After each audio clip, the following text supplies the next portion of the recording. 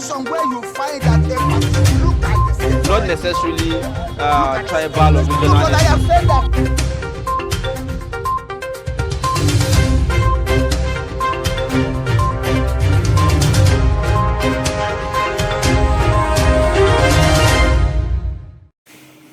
All right, thank you for staying. The dailies on Daybreak. We'll begin with Daily Trust newspaper this morning, as always.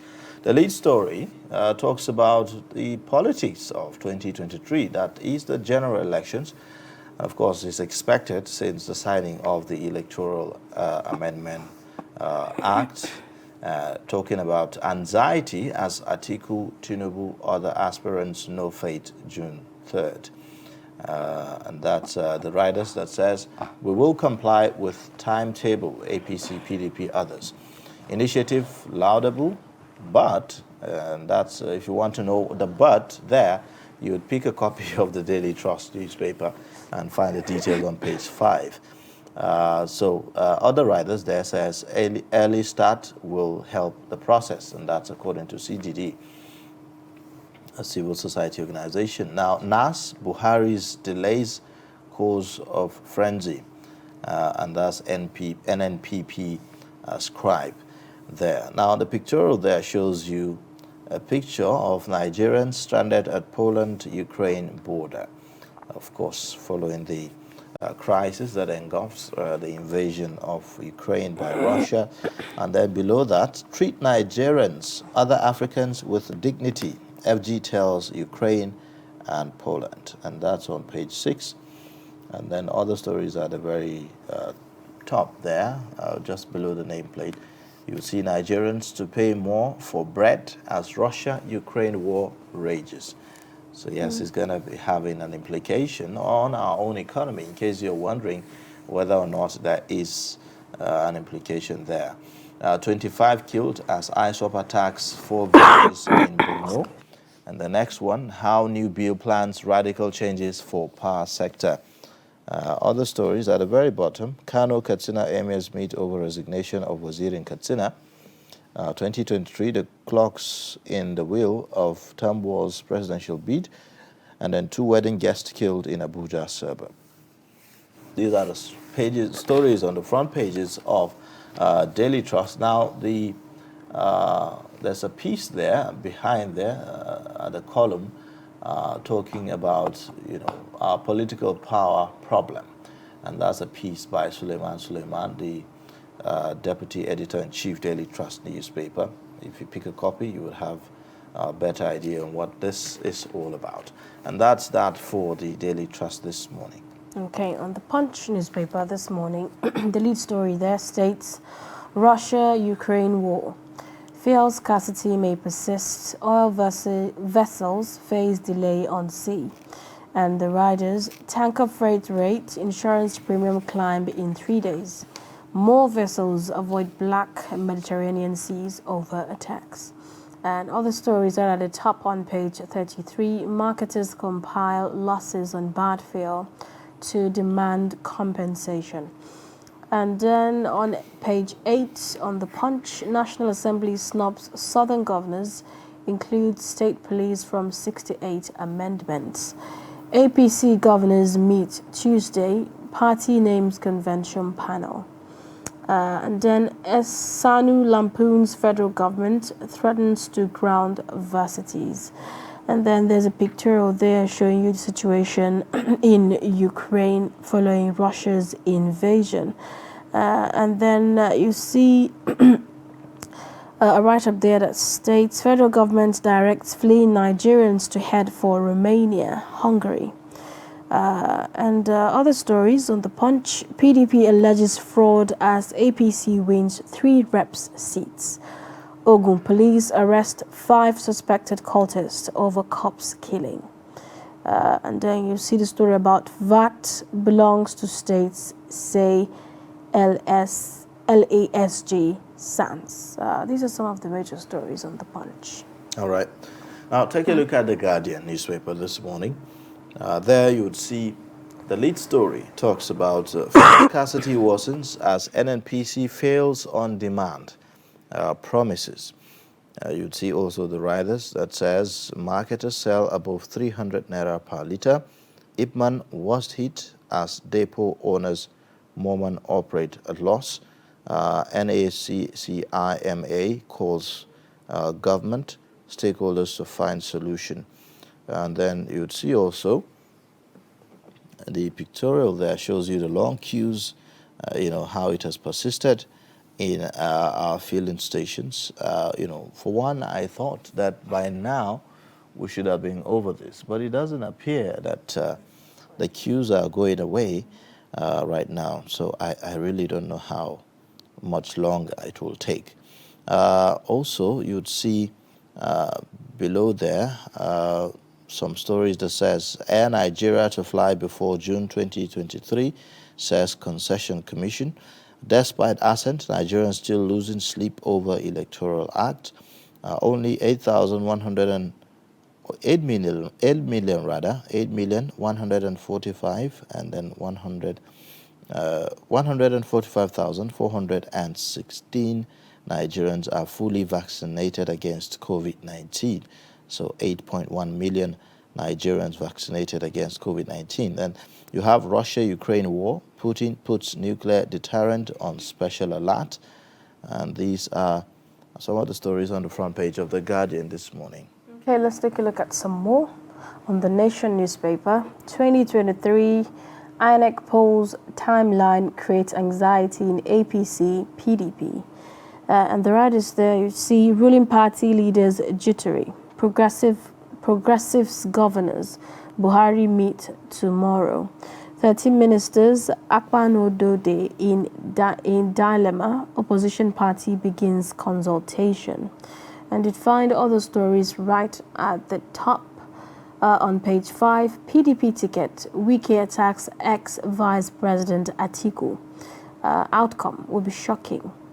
And on page 2, on The Nation, gunmen kill 17, abduct 57 in Niger, Kaduna attacks.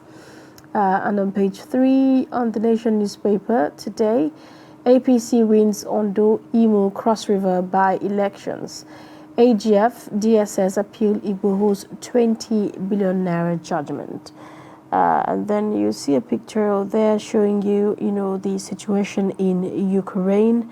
And there's a write-up there saying Romania, Poland, okay free passage to Nigerians in Ukraine.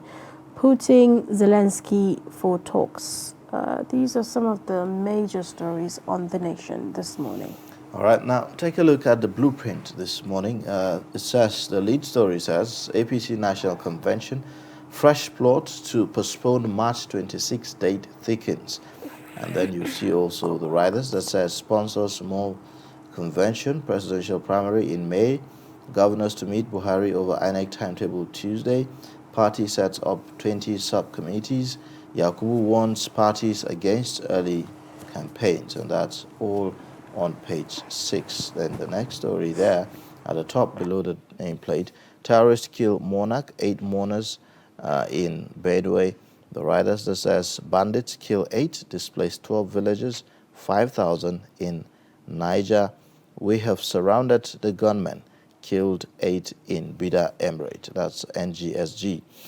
Now, other stories there, Russia-Ukraine war. Global markets take beatings as NGX gains 101.3 billion naira.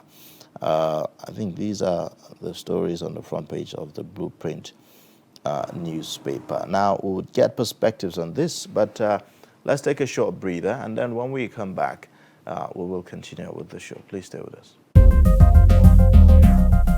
This is Trust TV, documenting the Nigerian story.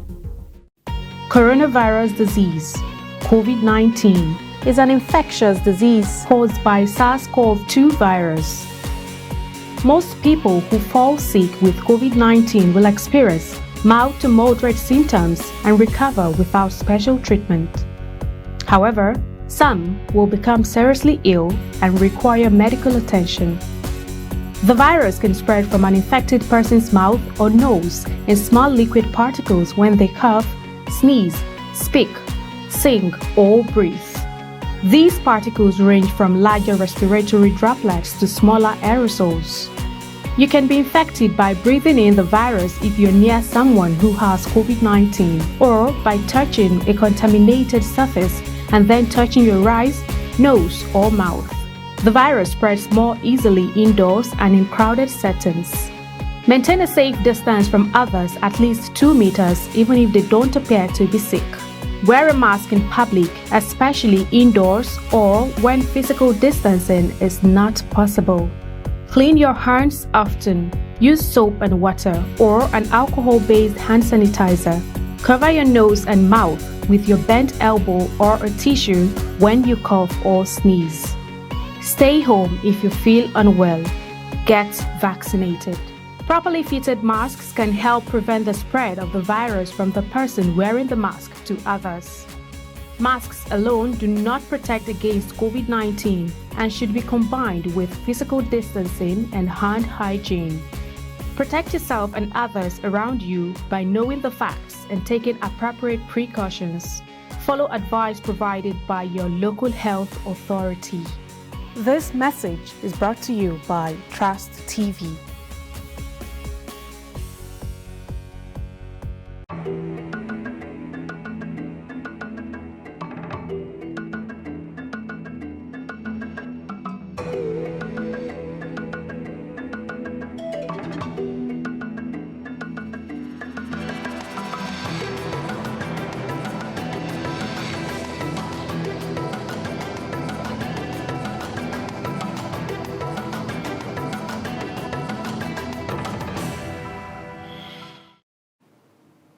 All right, thank you for staying with us. And if you're just joining, you're watching Daybreak, reaching you live from the nation's capital in Abuja. Now, we are seeing, some quite interesting stories on the front pages of our newspaper. Now, the story about the Russia, invading Ukraine is taking its toll on not just, Nigeria, but all over the world. We are seeing how Nigerian citizens are stranded, across the borders of Poland and Ukraine, like we've seen in the pictures. We are also seeing that there's a likelihood of an increase in the price of bread. Don't forget that recently we've seen an increase in the price of bread already. Bread that used to sell around 350 before now sells around 500 to 600, sometimes even 700, depending on the bread. And that's going to be a big blow for African economy. Really. And I think this is because we import wheat. And I was wondering, can't we grow wheat ourselves here? Or what really? Yes, Don't we you do. have a fertile soil? We do grow wheat. We do grow wheat, but what we grow is just 1% of the total consumption. What we consume about 5 to 6 million tons of wheat. That's what we consume in Nigeria. And then what we are producing is just barely around 1%. So imagine, where are we going to source the rest of it? We have to depend on countries such as Russia, which is one of the biggest, wheat producing, not just wheat, but grains generally. Russia is one of the biggest producer of grains, all over the world. And that's one of the fear that a lot of people are expressing, that, it has also this, is a major producer of gas, and other petroleum products. And so there's this panic all over the world and how this crisis is going to have an implication on the global economy. So for us already, there's this panic. And I hope that it doesn't get any worse in the sense that the crisis escalating any further, because from what we are seeing, it's not just Nigerians who are living there that will be exposed to difficulties, but even us that are over here. Thankfully, some other countries are already giving that open arms to Nigerians, who are stranded in Russia. Yeah, Hungary, for instance, is opening its borders for Nigerians to go there, and then other neighboring countries, yes. Yes.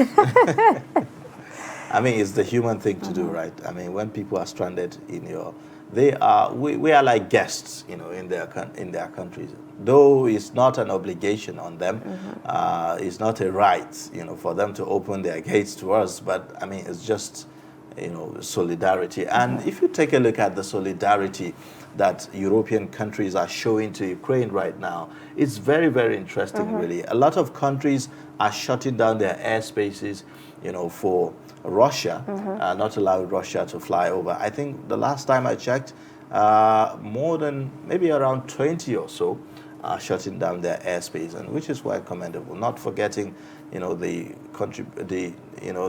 assistance in terms of weapons and the rest of them. And then on the other hand, we have Russia, who have insisted that they are not, going back on their position right now.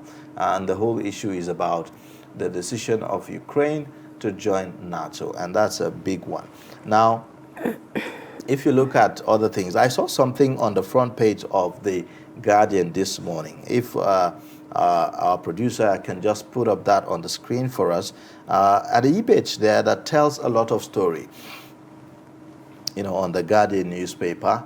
Now, if you could zoom that a bit, if we can, you'll see a picture, taken in 1973 during freedom fighters training in Tanzania. And then there were some young men in uniform there, military uniform there. Putin is right there, who is the current president of Russia. You see Samora Michael there, somewhere in the middle, between the arrows. And then the next person there is Emerson Mnangagwa, who is currently the Zimbabwean president. Now, that picture also says that Putin stayed in Tanzania for 4 years, training freedom fighters between 1973 to 1977. Now, it's quite interesting. If your guess is as good as mine, a lot of people are pointing to, the possibility of some African countries pitching its tent with Russia, considering the fact that Russia is now this communist system that also tries to influence other African countries. So I don't know, but I mean, this is just a throwback to show you that there was some correlation somewhere in time past in history, and of how Putin has also played that role. Even though we've seen countries like Kenya that has criticized Russia.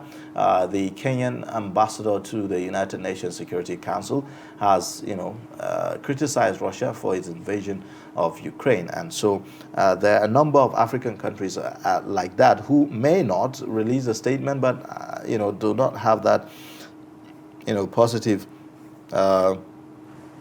for instance, at some point, a lot of people were saying, okay, the Nigerian government has not formally issued a statement condemning, Russia's, move against Ukraine. And a lot of people were like, okay, they're not happy about it, but they're not saying anything about it. Yeah, but, the African Union has released a statement, so I would believe that Nigeria, being a member of the African Union, under that umbrella, will be able to speak up in that light. So the African Union has released a statement and expressed, its dissatisfaction with the way things are happening, and then called for dialogue between Ukraine and Russia, and then of course the Western countries. So I would believe that Nigeria has spoken through the AU. So even though it's not really, is it really necessary for us to have a stand on this? I don't think so. What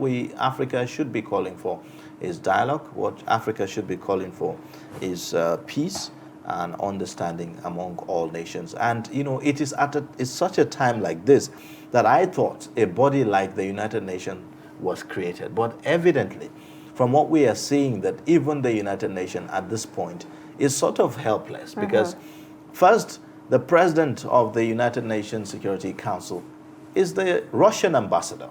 And so even when the United Nations Security Council takes a decision, it vetoed the decision of the United Nations Security Council.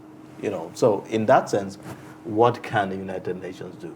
Absolutely nothing. Except right now, from what we are hearing also, that the United Nations will be convening a General Assembly where they will also discuss this matter. But whatever the resolution may be in that United Nations General Assembly is also not binding, because the United Nations Security Council has a major say in that. So you could see how helpless, the United Nations is, at this point in time. So we hope that this issue doesn't escalate any further, because we need peace, not just in Europe, but we need peace in the world. Whatever happens in Europe affects Africa, given the fact that Africa is a continent that heavily depends on imports. I mean, if we talk about the wheat, for instance, we're talking about, $2 billion import bill there on wheat for Nigeria alone. So you can think about that. I mean, and not to talk about the issue of, petrol and crude oil and all that. We're already That's likely to struggling. It's already increasing. Us, the price of crude oil is already increasing. That could be a two-way thing. Nigeria could position itself to benefit from that boom era, sort of, quote and unquote. But again, we could also be on the losing side, given the fact that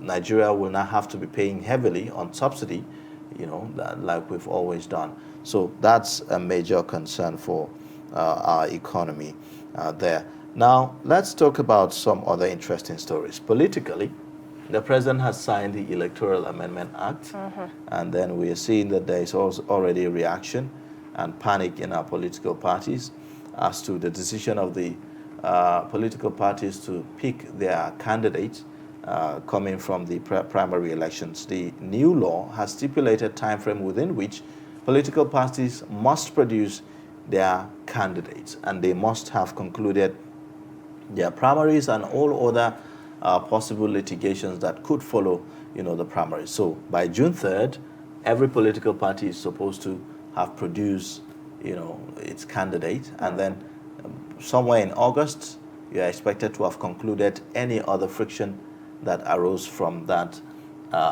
primary election. So it means that there's no much time again, for our political parties. If you look at the APC that recently postponed its national convention from 26th of February to 26th of March, it then means that there's just barely this short, maybe 3 months or maybe 2 months, barely 3 months for them to conclude, on that. And that will put a lot of pressure.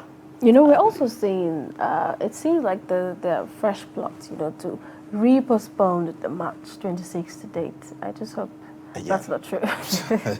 I hope it's not true. But, I mean, with this development, with the signing of the Electoral Act, I think that they will be cautious and they will make sure that the 26th of March stands, no matter what happens. Because, I mean, time is no longer on their side.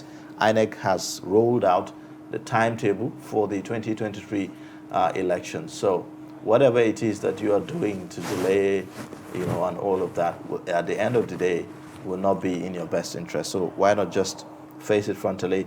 Whatever is going to come with the convention, just take the bull by the horn and go ahead, which I believe they are going to do so.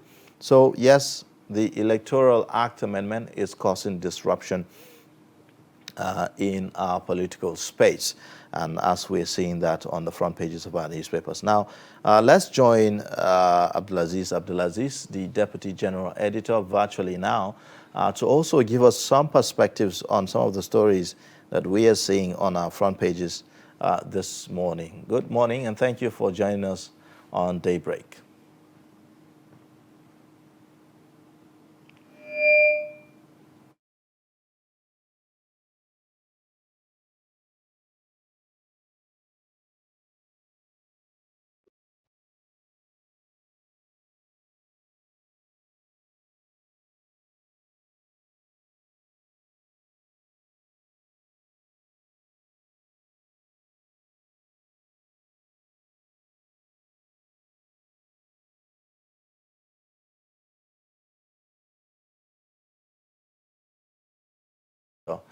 Daily Trust newspaper for perspectives on the newspaper headlines.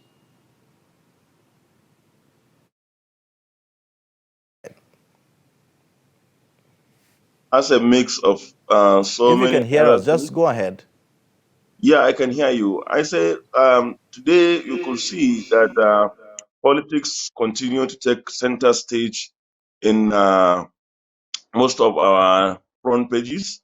I've seen the some of the papers like the Daily Trust, um, Blueprints that you highlighted, and others leading with politics story, especially uh, the Electoral Act and the politics within the ruling All Progressives Congress (APC). And of course, there are other interesting things, especially the lingering fuel crisis. I know almost everybody, all Nigerians, are feeling the heat of the uh, ceaseless traffic, hectic queues at the filling stations. But let's talk first on the politics scene. Um, you've seen that the Electoral Act, as reported by Daily Trust, which was signed by President Buhari on Friday, has created a frenzy within the polity in which leading candidates aspirants for various posts are currently in a race against time, and also the parties, because it means a lot that the parties are somehow ambushed, because if you say something that is expected to happen around the end of the year now is brought back like 6 7 months earlier. That is the party primaries. As we are used to, traditionally the primaries happen around around October, November, sometimes even up to December. But for this year, or for the next electoral season, the campaigns are starting quite earlier with the promulgation of the electoral calendar by INEC at the weekend. And it means that if you are not prepared, the stage is now set, and the competition is now up. And if you are not prepared, one will just be left behind.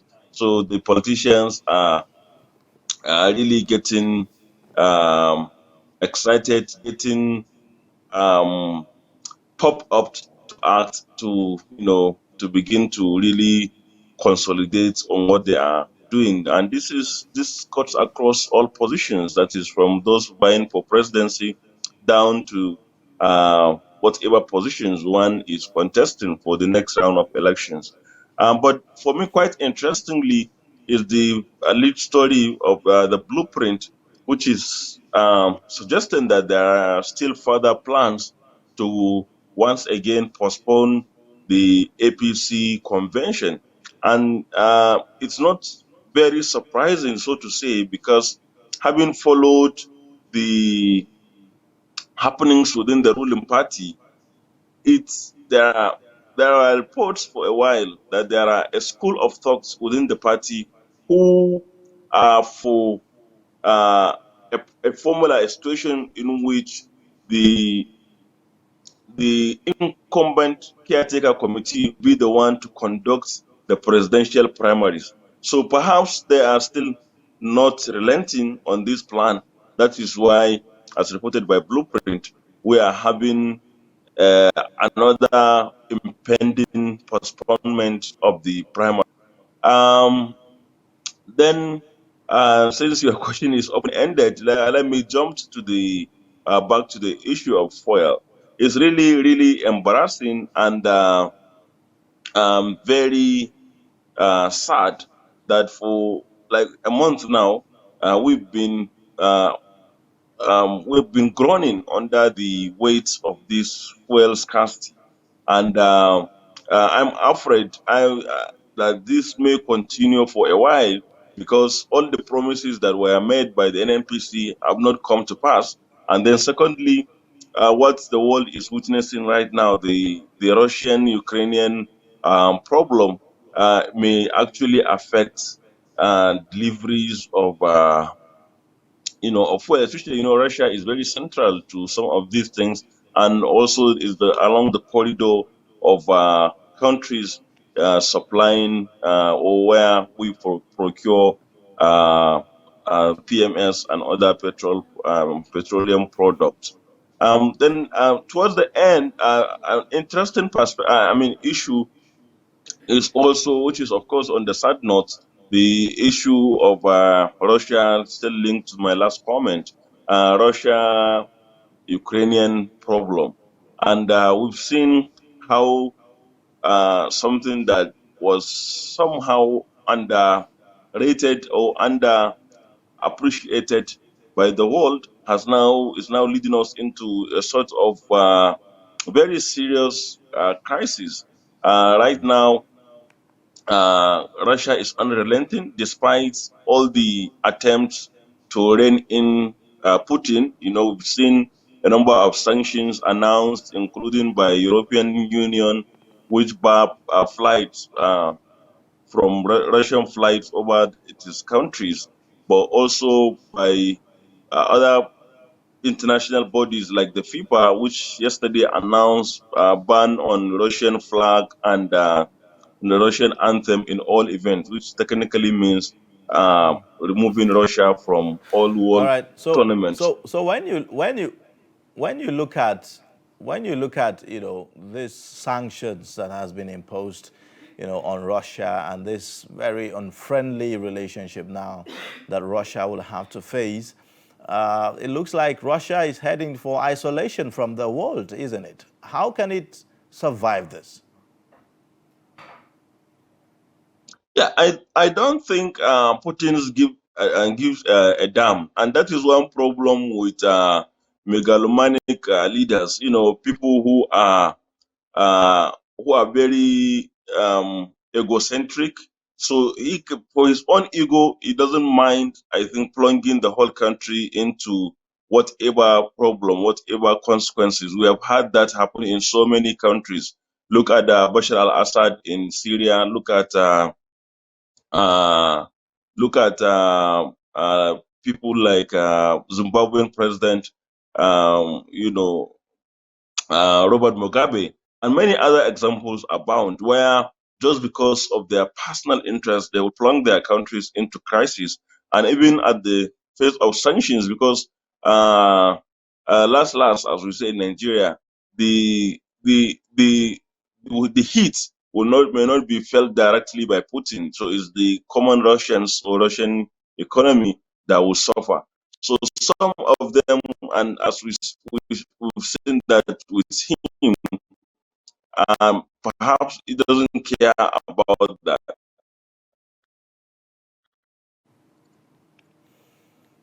Okay. Abdulaziz there, the Deputy General Editor, Daily Trust newspaper, giving us perspectives on some of the stories on our front pages this morning. Yeah, the stories about Russia invasion of Ukraine, they're dominant on our papers. Then, of course, the impacts that it's going to have, the likely impacts on Africa and also Nigeria in particular.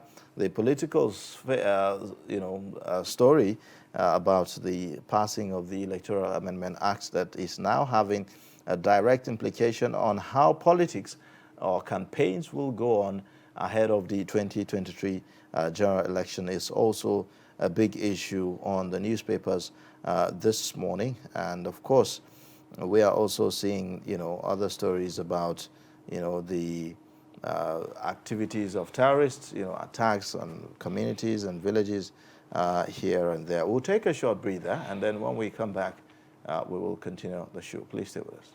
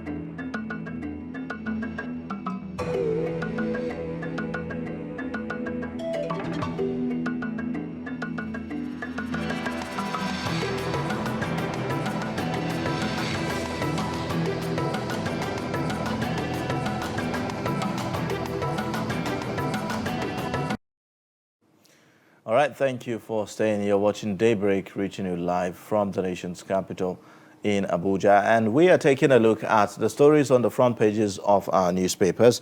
We have joining us virtually Abdulaziz, the Deputy General Editor, Daily Trust newspaper, giving us perspectives on some of the stories here this morning. Now, let's quickly talk about this constitutional amendment. Yes, we've seen the Electoral Amendment Bill passed now and then signed into law.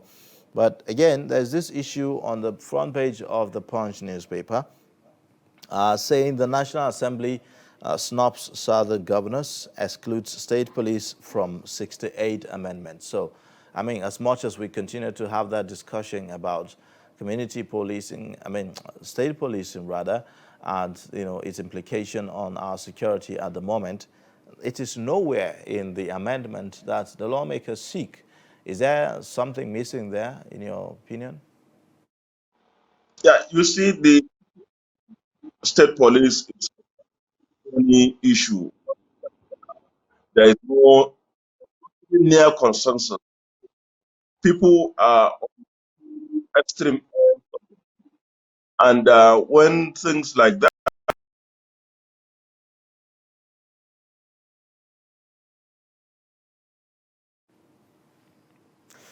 All right. Well, the thing is, I mean, we'll continue to talk about this and, you know, its likely implication on our security. One wonders how seriously we take the issue of dealing with security at the local level and at the subnational level, given the fact that that's where we see most of the problems, well, most of the security challenges that we experience. In fact, the last time I heard about the constabulary police arrangement that some states even have. Yeah. We're hearing that some of those have not been paid. they have not been paid. And so you wonder, when we talk about local solutions to security challenges, what exactly are we talking about? Exactly. How exactly do we intend to go about it? Is it, you know, just merely by having traditional rulers in councils or in committees, you know, or we need to have, you know, some kind of vigilante arrangement or some kind of, you know, groupings that, you know, that will go out, you know, just like experts have advocated that we need, you know, vigilantes, we need groups, you know, at the subnational level, at the very local level, to be able to intervene and assist, you know, our security officials, for instance, the civilian JTF and the likes, and which is why some people are calling for these states, you know, policing arrangement to formalize, you know, some of those arrangements, or if you like, community policing, whichever way you want to argue it.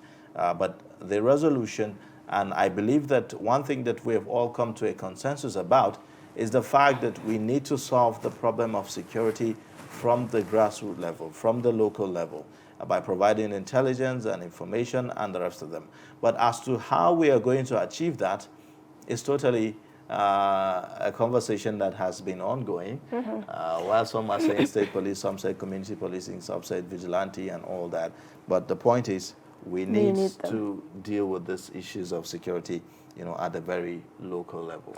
You know, the vigilantes are really doing a great job when you look at the whole scenario. But just only recently, the Kazana state government, you know, dissolved the Sara Suka group, you know, saying that some of them, you know, are engaged in some of these nefarious activities. I think it's really important, and a lot of stakeholders are of the opinion that if we must have, you know, vigilante groups, they need to be regulated. But most importantly, we need them, and we need to do that, as we've said, at the grassroots level. Exactly. So in regulating them, you need laws, and you need the Constitution, you know, to embed some of those things, given the fact that there are new realities in our time. So whether or not we will be using state police or community police or vigilantes or whatever form that we want to adopt, that conversation needs to continue. And I think that maybe we should have that, you know, perspective as well. Now, let's go back to Abdulaziz. Hopefully, he is now back with us. Abdulaziz, to give us his own thoughts. You were talking about the constitutional, you know, amendment and also the issue of consensus as regards the issue of state police. Yeah, so as I was saying, the issue of state police is a very thorny one. And in which all sides are on extreme end. That is those for and those against. And those against it seems to be in the majority, perhaps why you see what we have seen. And I think also it's possible that the National Assembly panders the opinion of the president on this issue, because President Buhari has at times voiced his opposition to having state police. Of course, if his own proponents have reasons for supporting it, some will tell you that, as you are saying now, the state are virtually the one funding the police. That is one. Then secondly, they will say that a policeman brought maybe from Rivers to Sokoto, not know the terrain of Sokoto State, or even the issue of that if the operation is from the state is likely that the person would be more committed to doing the job than somebody who has no any affinity with the state, just brought in and dumped on the maybe as a pot to work.